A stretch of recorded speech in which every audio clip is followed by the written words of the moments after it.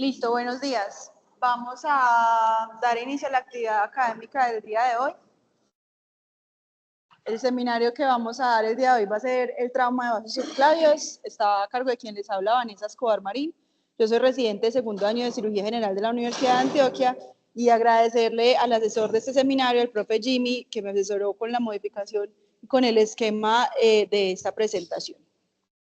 Bueno, entonces, primero, ¿de qué vamos a hablar el día de hoy? Vamos a hablar un poco sobre la historia, vamos a hablar sobre la epidemiología, las posibles etiologías de la lesión de trauma de vasos subclavios, anatomía. La semana pasada ya hicimos una revisión de anatomía por parte de Juli. Hoy, el día de hoy, lo que vamos a hacer es básicamente reparos anatómicos que son muy relevantes al momento de la intervención quirúrgica. Vamos a hablar sobre cómo se presenta el paciente con trauma de vasos subclavios, cómo llegamos a su diagnóstico, su manejo, sus posibles complicaciones y por último unas complicaciones. Entonces, lo primero es hablar sobre la historia. La primera ligadura de una arteria de vasos, de una arteria subclavia como tal, la hizo Halsted en 1892. La hizo de manera exitosa. ¿Qué quiere decir eso? Que pues su paciente en ese momento no presentó complicaciones mayores o no presentó isquemia como tal de la extremidad y se dieron cuenta que tal vez a pesar de ser un gran vaso se podía permitir la ligadura de él mismo cuando fuese necesario. Más adelante en la Primera Guerra Mundial vemos que hay incidencias reportadas que en realidad son muy bajas, menores al 0.4%. ¿Qué pasaba en esta época? Que la mayoría de los pacientes se morían en guerra, o sea, se morían en el momento del trauma, no tenían una atención adecuada, ni podían ser evacuados de la zona, por ende nunca se pudo tener unas estadísticas reales. Pasó lo mismo en la Segunda Guerra Mundial, incidencias menores al 1%, la posibilidad de evacuación en ese momento era muy poca, el control de sangrado era muy malo, entonces no teníamos en realidad unas buenas estadísticas de cuáles eran las incidencias reales de un trauma de vasos subclavios en ese momento. Pero llegaron los grandes conflictos de Irak y Afganistán, donde ya teníamos, por así decirlo, más recursos, donde se logró hacer una mejor evacuación de esos pacientes, se logró hacer un mejor control del sangrado, por ende tuvimos mayores incidencias y en realidad fue el lugar donde demostramos que podíamos asegurarle mayor supervivencia a esos pacientes. Bueno, como epidemiología, entonces decir que el 5% de todas las lesiones vasculares van a corresponder a trauma o a lesión de los vasos subclavios, del 1 al 2% de todas las lesiones vasculares van a corresponder únicamente a las lesiones de la arteria subclavia, la mortalidad extrahospitalaria, como se los dije previamente, como pasaba en las guerras previas, era muy alta, el paciente tiene una mortalidad hasta del 80%, una mortalidad del 15% cuando es intrahospitalaria y hasta un 28% van a presentar lesiones intratorácicas asociadas. Este punto va a ser muy relevante cuando hablemos sobre todo del paciente con trauma cerrado. Bueno, ¿qué otra epidemiología tenemos? Entonces tenemos que hablar sobre cuáles son las lesiones más frecuentes. Entonces es más frecuente que tengamos una lesión aislada de la vena subclavia del 44%, la lesión aislada de la arteria subclavia va a ser hasta el 39% y la lesión de ambas estructuras va a ser hasta el 17%. Entonces es muy importante porque vamos a ver que la principal que se llega a lesionar va a ser la vena y no tanto la arteria. Bueno, ¿qué etiología tenemos? Tenemos que, como en trauma nosotros lo sabemos, trauma penetrante, trauma contuso y la iatrogenia. Entonces, en trauma penetrante va a ser el más prevalente en nuestro contexto. En los libros está escrito por arma de fuego, pero en el contexto nuestro es por arma cortopunzante y va a estar muy relacionado con las lesiones en la zona 1 y 2 del cuello. El trauma contuso en su mayoría va a estar asociado a trauma de otras estructuras de la caja torácica y la iatrogenia está reportada en los accesos centrales hasta el 0.58% de los casos. Es muy importante en centros como el nuestro, donde ponemos catéteres tipo Majorca, que son catéteres de alto calibre, que pueden en realidad generar una lesión mayor de los vasos subclavios. Bueno, anatomía, reparos importantes al momento de la intervención. Entonces, lo primero que tengo que saber, y que ya lo dijimos la semana pasada, es que mis dos vasos subclavios, o principalmente las arterias, van a emerger de puntos diferentes. La derecha va a emerger de la arteria denominada o el tronco brachiocefálico y la izquierda va a salir directamente del callado aórtico. ¿Qué implicación tiene esto? Pues que va a haber una que va a ser más superficial que la otra. Del lado derecho vamos a tener una arteria subclavia que tal vez es un poco más fácil de abordar y que va a estar más cercano al tejido celular subcutáneo y a la piel, mientras que del lado izquierdo tenemos una arteria que está a nivel de T4, el lugar donde nace de la aorta, y va a estar mucho más profunda de los márgenes de la piel, más o menos 4 centímetros. Por eso su abordaje puede llegar a ser más complejo. ¿Qué otros reparos anatómicos tenemos? Pues ya sabemos que la dividimos en 3 zonas, zona 1, zona 2 y zona 3. La zona 1 tiene gran relevancia porque es de donde salen los principales troncos de la arteria subclavia o las principales ramas de la arteria subclavia. La zona 2 va a estar casi siempre posterior al músculo, entonces para poder abordar a ella sabemos que debemos seccionar el músculo escaleno anterior. Y la zona 3 va a ser la zona más distal, que va a estar entre el reborde lateral del escaleno anterior y el reborde interno de la primera costilla, que a ese nivel también tenemos la emergencia de 2 ramas, pero digamos que no son tan vitales y podríamos ligarlas en cualquier momento. Bueno, entonces acá tenemos las 5 ramas principales que da la arteria subclavia, tenemos la arteria torácica interna, la arteria vertebral, el tronco tirocervical, tenemos el tronco costocervical y la arteria dorsal escapular. ¿Por qué es importante saber que la subclavia da tantas ramas? Pues que esto nos habla de que el miembro superior tiene una gran colateralidad. Quiere decir que yo podría llegar a ligar incluso la arteria subclavia y tener baja probabilidad de que ese miembro se vuelva isquémico porque tengo una gran colateralidad arterial, entonces tengo alta probabilidad de que esa extremidad vaya a sobrevivir posterior a la ligadura de la arteria. Y pues hablar así grande del tronco tirocervical, que tenemos otras 5 ramas que nuevamente nos habla de su colateralidad. Relaciones nerviosas importantes al momento de la intervención, 2 nervios principales, el nervio frénico y el nervio vago. ¿Por qué importantes? Porque los puedo llegar a seccionar o lesionar en el momento de mi intervención. Como les dije previamente, para yo poder abordar a la segunda porción de la arteria subclavia, debo seccionar el músculo escaleno. Si yo llego a seccionar el músculo escaleno sin haber retraído o reparado previamente el nervio frénico, lo voy a seccionar por completo. Igualmente, si voy a abordar la primera porción y no tuve la precaución de reparar o separar el nervio vago, lo puedo llegar a lesionar. Y por último, la parte venosa, que no deja de ser importante, pues tenemos que es una vena subclavia que se une con la yugular interna y van a formar la vena innominada, ¿Qué relevancia tiene esas? Pues que van a recibir directamente los conductos torácicos de ambos lados y que si yo los llego a seccionar durante la intervención, pues debo tener la precaución de hacer la ligadura de los mismos o evitar seccionarlos dentro de lo posible. Bueno, presentación clínica. Entonces, ¿cómo llega mi paciente con una lesión de vasos subclavios? Dice que algunos textos dicen que hasta el 80% de esos pacientes van a llegar a mi servicio en malas condiciones generales, en un estado de choque. Pueden o no presentar signos de lesión vascular de extremidades. ¿Por qué digo pueden o no presentar?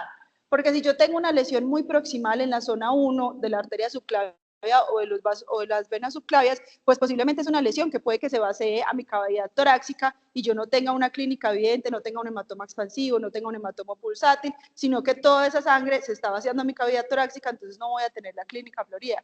Por eso es muy importante en estos pacientes, pues dependiendo la localización que esté, tener una sospecha clínica. Entonces ya sabemos que la principal presentación va a ser la inestabilidad hemodinámica, pero ¿qué pasa con aquellos pacientes que están estables hemodinámicamente? Entonces, ¿cómo voy a encontrar ese paciente que está estable hemodinámicamente? Pulsos, débiles o presentes, o sin pulsos, ¿cómo lo voy a obtener? En un 25% van a tener pulsos débiles, y que yo tenga un paciente con pulsos nunca me va a descartar que no haya lesión de unos vasos subclavios. ¿Por qué? Porque les dije previamente en la anatomía que es una extremidad con alta colateralidad, entonces yo puedo seguir teniendo pulsos a pesar de tener una lesión de la arteria subclavia. Puedo tener alguna sospecha si mi paciente tiene edema en el cuello, tiene equimosis en la parte superior del tórax, si tiene un déficit neurológico que sea compatible con la lesión de un plexo braquial. Si es un déficit neurológico aislado que no sea compatible con un plexo braquial, pues no me va a hacer pensar posiblemente en una lesión de vasos subclavios. Y la típica que sea palidez, pulsos fríos o que tenga palidez, frialdad y ausencia de pulsos, pero como les dije previamente, no es lo usual que el paciente se presente de esta manera. Entonces, como les decía previamente, la presencia de pulsos no descarta la lesión, la presencia de pulsos no descarta la lesión de la arteria subclavia. Para el diagnóstico que necesito, alta sospecha clínica. Siempre pensar que mi paciente puede tener o no la lesión vascular, así tenga o no los signos de lesión vascular duros o blandos. ¿Qué voy a hacer entonces con mi paciente? Está estable hemodinámicamente, yo digo, sospecho que puede tener una lesión de vasos subclavios, ¿cómo lo voy a llegar a sospechar? Puedo tener 2 contextos, que mi paciente tenga un trauma de cuello o tenga un trauma de tórax, sea abierto o cerrado en ambos de los casos. Si yo tengo un paciente estable hemodinámicamente, pero tengo un paciente con un trauma abierto o trauma penetrante de cuello, entonces digamos que ese es un algoritmo grande que nos da el libro de Rutherford, que es abordarlo por el tipo de zona. Si yo tengo mi paciente estable, me da el chance, tengo mi sala de imagenología cerca, es un paciente que en su mayoría, en las 3 zonas del cuello, voy a poderlo llevar a una tomografía de cuello contrastada. ¿A quién llevo a tomografía de tórax? En aquellos pacientes que tienen lesiones en la zona 1. Se les pongo una imagen para que recordemos los límites. Zona 1 del cartílago cricoides hasta las cotaduras ternales y las clavículas. Esos pacientes van a ser a los que yo voy a sugerir una tomografía de tórax adicional a la del cuello. ¿En qué pacientes yo tengo que decir paro? ¿Lo llevo a tomografía o lo llevo a manejo quirúrgico primero? Al paciente con un trauma en la zona 2. Ese es el paciente en el que el cirujano debe parar y decir, es un paciente con una alta sospecha de lesión vascular, ¿se va a beneficiar de una tomografía para planeación quirúrgica o se va a beneficiar por el alto riesgo que tiene de deteriorarse de llevarlo a intervención primero? En el paciente que está estable pero tiene un trauma cerrado de cuello, entonces yo digo, mi paciente tiene quimosis en la base del cuello, tiene quimosis en la región superior del tórax, tiene otras lesiones asociadas. ¿Qué otras lesiones asociadas tengo que pensar en ese paciente? Fractura de clavícula, fractura de arcos costales primero y 2. Si ese paciente tiene alguno de esos signos, llévelo a imágenes tomográficas para que usted confirme su sospecha diagnóstica. Paciente con trauma penetrante a tórax, nuevamente, la clínica me va a decir, es una lesión infraclavicular, es una lesión cercana a los vasos subclavios, tengo un hemotórax asociado y posiblemente si tengo una lesión de la arteria o de la vena se está vaciando la cavidad torácica, pues es un paciente que no voy a tener posiblemente esos signos de lesión vascular turnos o blandos de la extremidad, pero si hago una imagen puedo llegar al diagnóstico. Trauma cerrado de tórax, muy similar al trauma cerrado de cuello, yo tengo que pensar en las lesiones asociadas. Es un paciente que tiene fracturas en la región superior, es un paciente que posiblemente, si está con algún signo asociado de lesión vascular, es un paciente que posiblemente requiere una imagen para realizar un diagnóstico. Entonces ahí viene la pregunta. Si escucharon, siempre les dije como, ¿qué imagen voy a realizar? Es un paciente que tengo la sospecha que está estable, pero ¿cómo puedo llegar a mi diagnóstico o cómo lo puedo confirmar? ¿Qué herramientas tengo para llegar a ese diagnóstico? Entonces, les voy a nombrar varias imágenes y les voy a decir a lo último, pues, cuál sería en realidad el estudio ideal. La radiografía de tórax, ¿qué les puede brindar a la radiografía de tórax en un paciente con trauma de vasos subclavios? En el nivel donde usted ni solamente lo que tenemos es una radiografía de tórax, podemos ver un ensanchamiento del mediastino. ¿Cuándo? Cuando esas lesiones son muy proximales. Ahí podemos ver que ese mediastino se empieza a expandir.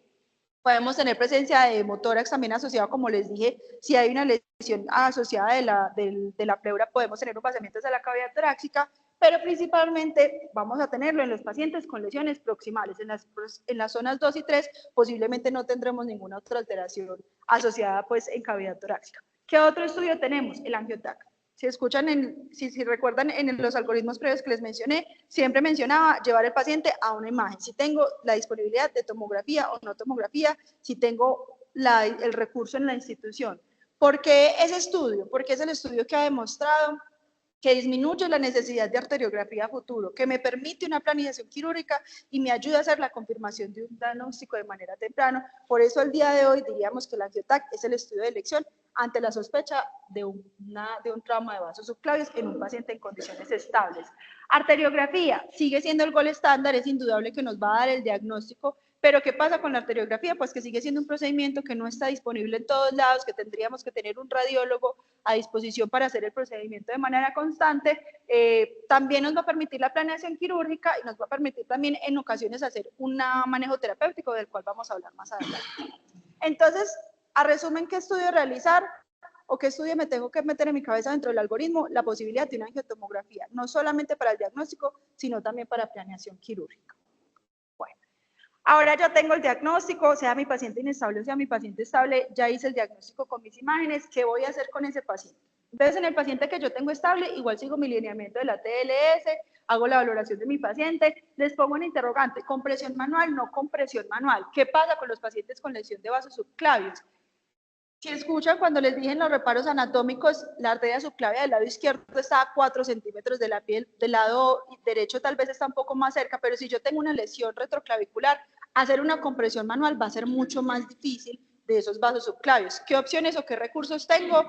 Lo dice la ATLS, pues utilizar un taponador, un neumotaponador. ¿Qué neumotaponador tengo disponible? Podría ser una sonda Foley, la introduzco, inflo mi balón y con eso logro hacer una compresión directa del vaso a pesar de estar muy profundo. lo que se les pone ahí adelante, sonda Foley. ¿Y qué otras cosas debo de hacer dentro del manejo de mi paciente? Siempre asegurar accesos venosos. Es un paciente que tiene un alto riesgo de inestabilidad, por ende yo tengo que tener una monitorización y un acceso venoso disponible en ese paciente. ¿Qué pasa en el paciente inestable? En esos pacientes yo me podría llegar a permitir una hipotensión permisiva, podría ser, más adelante les voy a hablar de eso, la ligadura del vaso comprometido, y podría ser derivaciones temporales. Hay un artículo que creo que pues, los residentes todos los hemos visto, que es el artículo del uso del Reboa en los pacientes con lesión de vasos subclavios. Ellos escriben el uso de ese balón de compresión en la zona 1, en aquellos pacientes, en la zona 1, perdón, en aquellos pacientes que tengan presión arterial sistólica por debajo de 70, que permite hacer un control proximal del vaso mientras yo lo intervengo. Igual debo de hacer la intervención, hacer un control distal, pero por así decirlo, me va a dar tiempo para llevar a mi paciente a un manejo quirúrgico adecuado, del cual pues no tenemos disponibilidad en todas las instituciones. Bueno, ahora, ¿qué voy a hacer con ese paciente? Confirmé la lesión vascular, tengo una angiota que me dice que sí, mi paciente está inestable, lo llevo a manejo quirúrgico. Mi paciente está estable, podría ser manejo quirúrgico versus manejo endovascular. Ya ahora más adelante vamos a hablar sobre a qué pacientes llevo a manejo endovascular. Entonces, manejo quirúrgico. Primero, ¿cómo voy a ubicar a mi paciente en la sala quirúrgica? Tengo un paciente de posición supino, mirando hacia la región contralateral de donde tengo la lesión de mis vasos subclavios. Voy a poner un rollo en la región subescapular. Tengo que tener, obviamente, como les dije previamente, conocimiento de anatomía y los reparos para evitar lesionar estructuras vitales, asepsia del cuello y del tórax. ¿Por qué del tórax? Ya vamos a hablar de los tipos de abordajes. Entonces, según la localización de la lesión, yo voy a definir qué tipo de abordaje voy a utilizar, según zona 1, zona 2 o segmento 3. Entonces, localización de la lesión, segmento 1, del lado derecho. ¿Por qué es importante esclarecer del lado derecho? Porque tenemos que del lado derecho la arteria subclavia no sale solita, sino que sale de una arteria conjunta, el tronco brachiocefálico, la arteria innominada. Por ende, las lesiones de la región proximal pueden comprometer el tronco brachiocefálico. Es por esta razón que del lado derecho mi abordaje inicial ideal debería ser una esternotomía mediana con un abordaje asociado a un abordaje supraclavicular.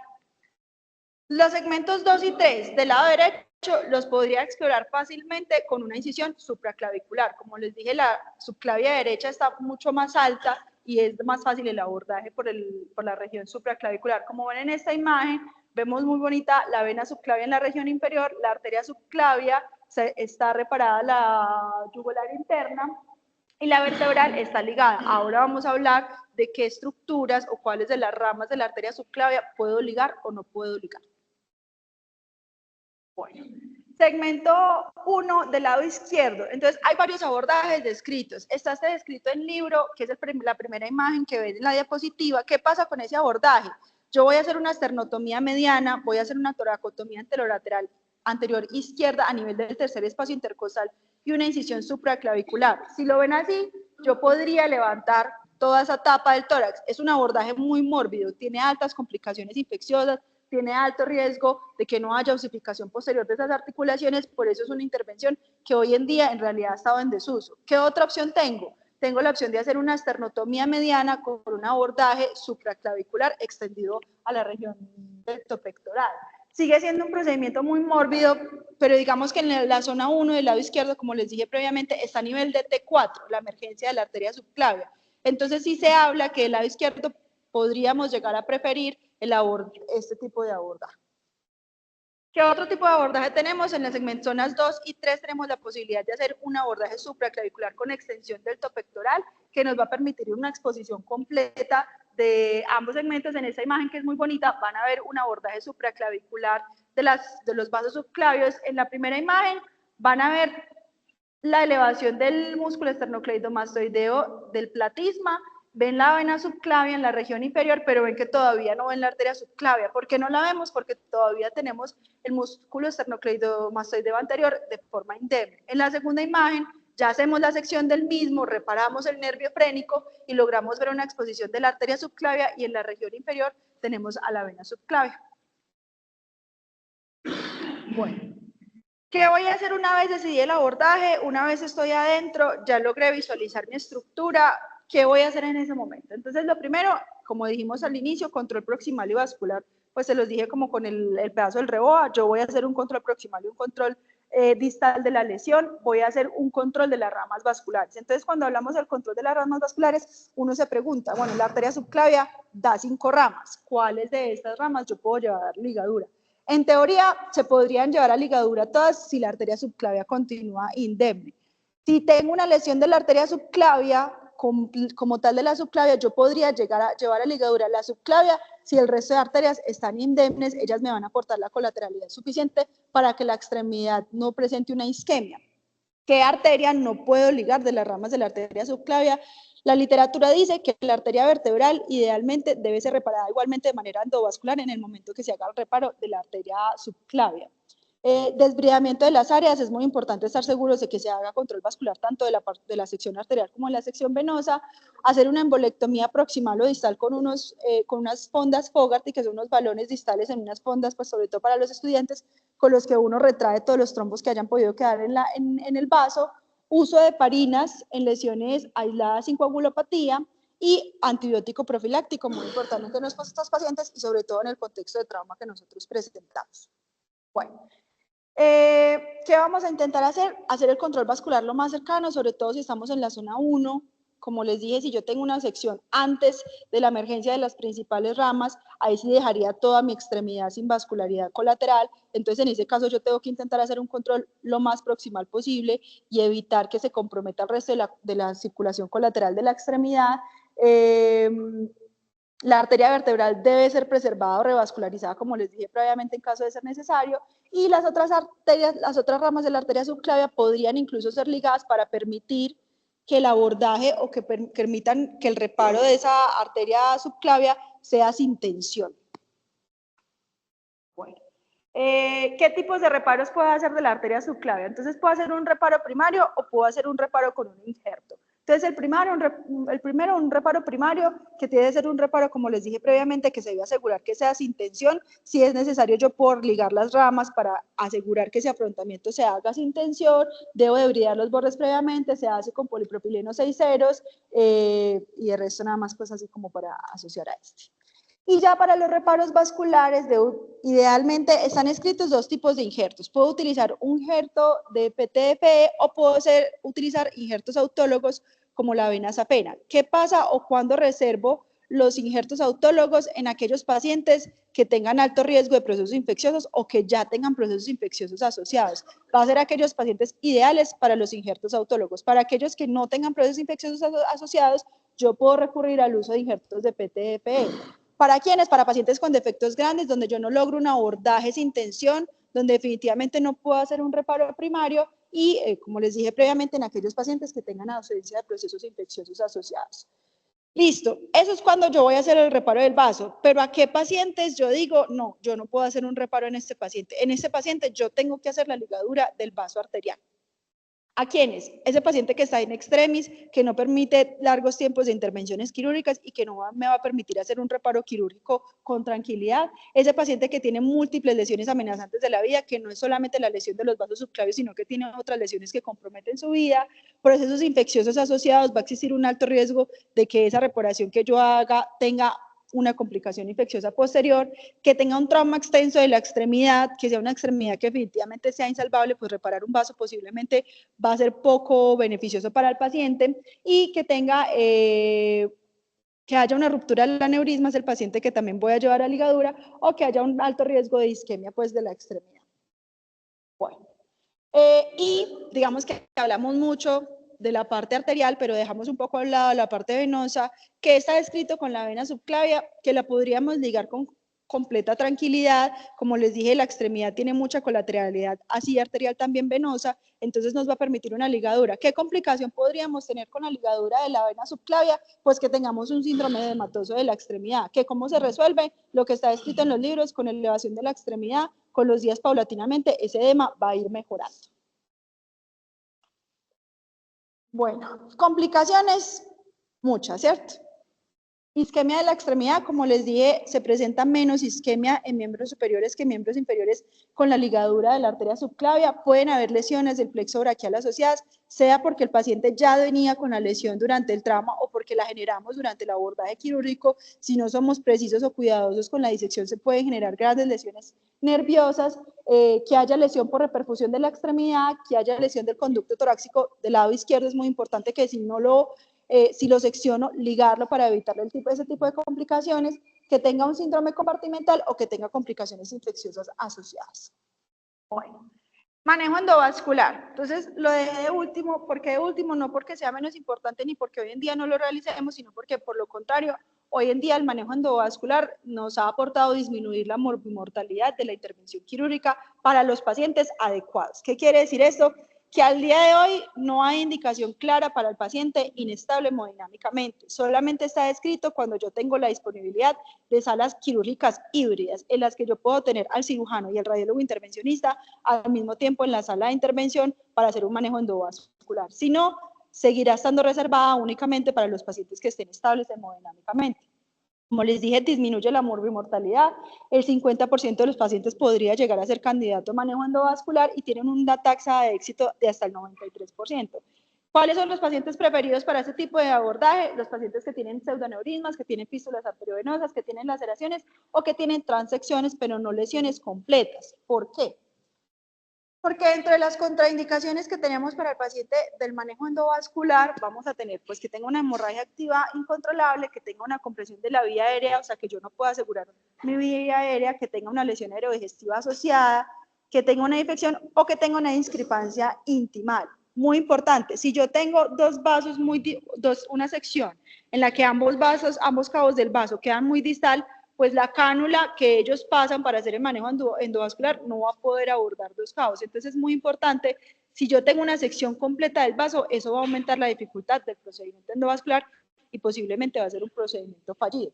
Hay otro tipo de contraindicaciones, ellos en todos los artículos o en toda la bibliografía que revisé siempre mencionan que son contraindicaciones relativas. Yo creo que es algo que hay que mirar muy con pinza, porque a mí sí me parece que algunas pueden ser contraindicaciones absolutas más que relativas. Que haya imposibilidad de la reparación urgente, que haya riesgo de ocluir la salida de los troncos supraórticos principales, que haya una zona de anclaje de una endoprótesis menor a 1 centímetro donde no se puede poner la endoprótesis, no se podría realizar el procedimiento. Entonces, pues digamos que ahí está la lista de grandes rasgos. Acá es una imagen de cómo se hace el procedimiento. Vemos en la imagen A una fuga del contraste y en la imagen B vemos cuando ya se pasa el stent, donde se cierra la fuga de ese contraste. ¿Listo? Pero también vemos que se cierra la fuga del contraste o el paso del contraste al resto de las ramas de la arteria subclavia. Bueno, ¿qué complicaciones tiene el manejo endovascular? Al igual que el procedimiento abierto, a pesar de ser menos mórbido, también puede tener complicaciones. Pueden haber estenosis o fracturas de los stent, pueden haber trombosis, puede haber endofugas del stent, conversión a manejo quirúrgico hasta menos de un 5%, pero sigue siendo un porcentaje alto. Pueden tener accidentes cerebrovasculares y pueden tener dificultad en el sitio de acceso o tener complicaciones locales a nivel del sitio de acceso vascular. Entonces, por último, las conclusiones de este seminario, lo uno es que sigue siendo una patología con muy poca incidencia, sigue siendo bajas, pero que su morbimortalidad es muy alta, más su mortalidad que su morbilidad, que si yo conozco de manera adecuada la anatomía, si conozco de manera adecuada mis algoritmos de manejo, como médico general puedo aportarle mucho al paciente y como cirujano aún más, y que el manejo endovascular al día de hoy ha marcado una nueva era en el manejo del trauma, pero aún así no sigue siendo el manejo definitivo del paciente con trauma de vasos subclavios.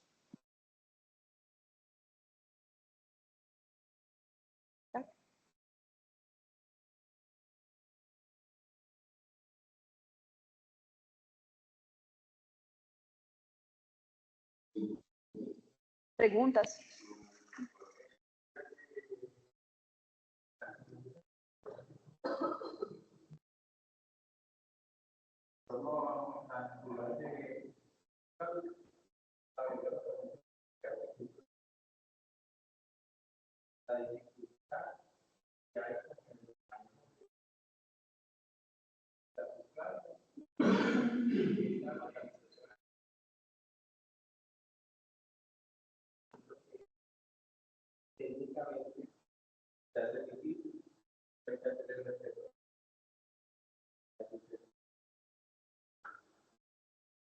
Pues cadena anterior.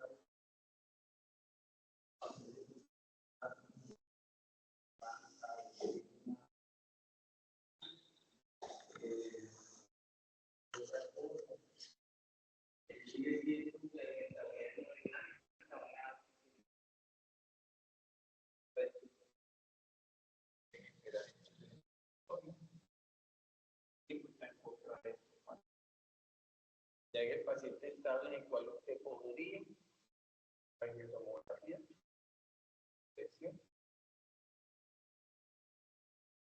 definirle posiblemente el abordaje que te puede dar telusis porque te pueden entrar.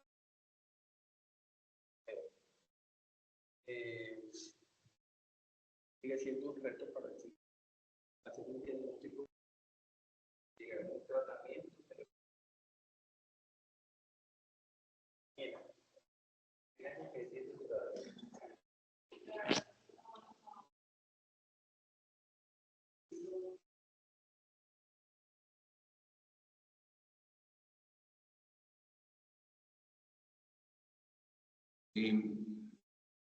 yo pienso que la dificultad de la subclavia está en el lado izquierdo, porque si bien es cierto, nos ha tocado de ambos lados, la zona 2 y la zona 3 de la derecha puede ser manejado sin una esternotomía. En ninguno de los dos casos la zona 1 debe ser manejado abordaje sola y exclusivamente supracraneal. Y eso usted lo sabe porque tiene la imagen, ¿sí o no? Y el radiólogo a usted no le dice, está en la zona 1 de la subclavia izquierda. No, eso no se lo va a decir ni lo espere nunca. Usted lo tiene que saber viendo la imagen. Entonces, zona 1 no importa. Yo, sinceramente, son lesiones del opérculo, de la zona opercular. Es decir, que está definida hasta el tercer espacio y las líneas supraclaviculares y las líneas claviculares medias. Ese cuadrilátero, yo diría, no que le tengan miedo, pero sí le tengan mucho respeto. Porque ambas subclavias, zona 1, derecho o izquierdo, debe ir con esternotomía, para que usted no vaya a sufrir y no le vaya a morir el paciente. Se me olvidó la esternotomía ya. La zona 2 y 3, derecha, sí puede ser manejada solamente, dependiendo del tipo de lesión, obviamente, con un abordaje solamente supraclavicular, por lo que tú lo decías, es más alta y está más anterior. El problema es la izquierda. Hay un abordaje que se hace en aquellos pacientes in extremis, donde usted sabe que necesita una esternotomía, pero se va a demorar, que es una en el segundo espacio intercostal, y la utilizan los cirujanos cardiovasculares cuando no pueden canular a nivel de aurículas, porque que la van a operar, a remodelar, etc. Ellos canulan la subclavia por ahí para el bypass. Y eso nos la enseñó hace 2 años un cirujano cardiovascular que haciendo vacaciones en Cartagena apareció en el Congreso de Trauma y nos dijo que él utilizaba el segundo espacio intercostal y que incluso lo podía extender. Hay que partir el pectoral, sí, hay que partirlo, es que el paciente se está muriendo, ¿ya? Entonces el pectoral lo pasamos a un segundo o tercer plano y se extiende incluso hasta la axilar. Y usted perfectamente puede tener un control proximal de esa arteria subclaviana izquierda. ¿Y por qué es eso? Porque mucho más posterior, es mucho más profunda y está mucho más inferior. Entonces, pensar de que usted puede manejar, yo diría, una lesión en zona 1 o zona 2 izquierda por un abordaje solamente supraclavicular, pienso que ahí va a perder el año con él. Pienso que una vez yo le haría la esternotomía en la abordaje supraclavicular. Ya pensaría de pronto una zona 3, seguramente sí, porque se superficializa y está ahí por detrás de la subclavia, y ahí por delante del escaleno. Pero eso es como lo que quería decir. Un abordaje en el segundo espacio intercostal para subclavia izquierda. Es un abordaje supraclavicular e interclavicular.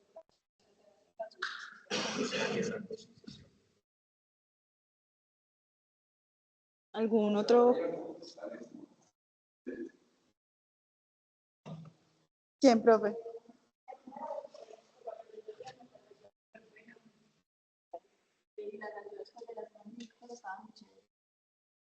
Creo que cada vez, pues, como todo el trauma, cada vez nos llega menos, generalmente el trauma violento.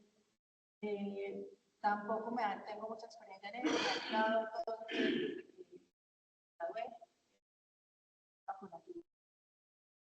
técnicamente es difícil y es un reto, pues lo que he dicho.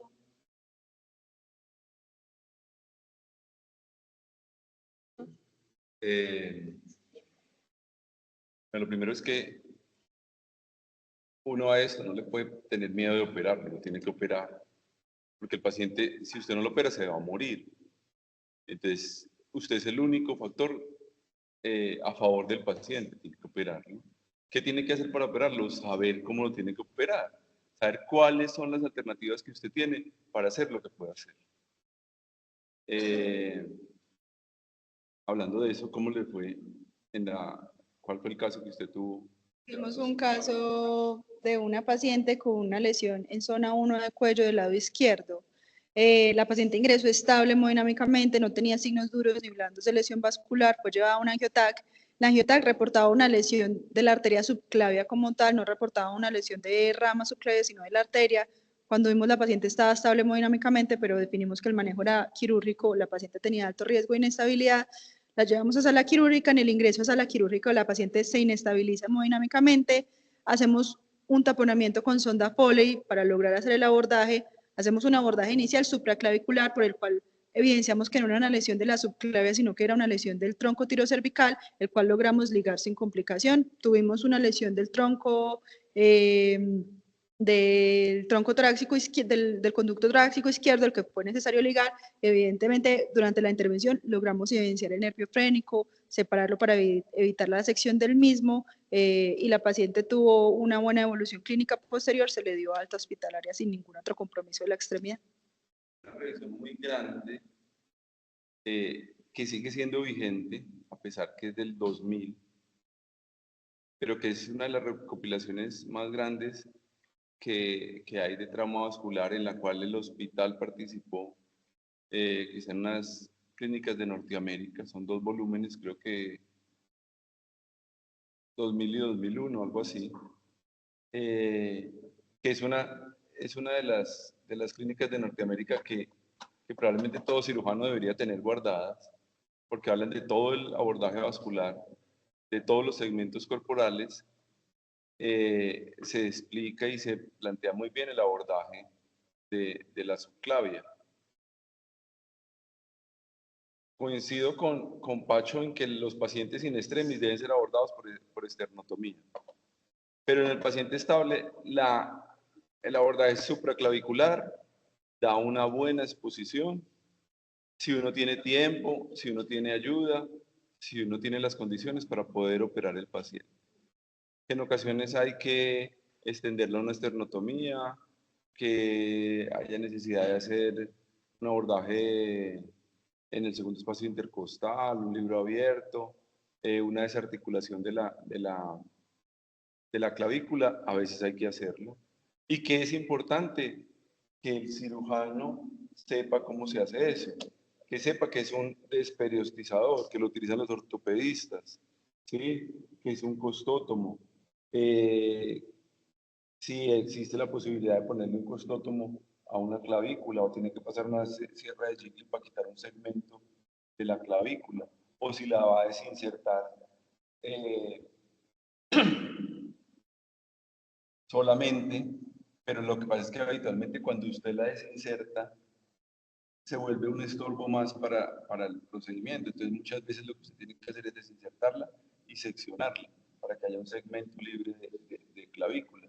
Entonces, también es familiarizarse un poco con los instrumentos que hay. Antes, cuando hacíamos cirugía de tórax, más cirugía de tórax abierta, Pacho y Lucho, uno tenía los desperiostizadores de costales. Hoy por hoy eso no se utiliza, entonces uno le muestra a los muchachos y no saben qué es esa cosa. Entonces, uno de vez en cuando en el hospital que esté, como residente, se tiene que meter a la sala de esterilización, se tiene que meter donde está el instrumental y preguntar y venga, ¿y qué es esto? ¿Sí? Porque en ocasiones lo necesita. Por ejemplo, si usted va a desarticular una clavícula, tiene que quitarle las inserciones musculares y tiene que quitarle el periósteo, si no, la sierra de Gigli se le va a estar enredando en el músculo, en la fascia, en el periósteo, y no va a ser efectivo lo que usted tiene que hacer. Entonces, hay que relacionarse con esas situaciones.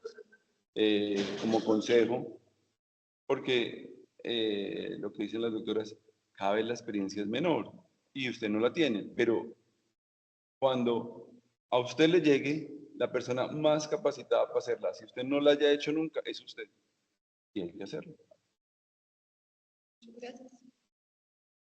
Lo que pasa es que con el ingreso no aguanta revisión.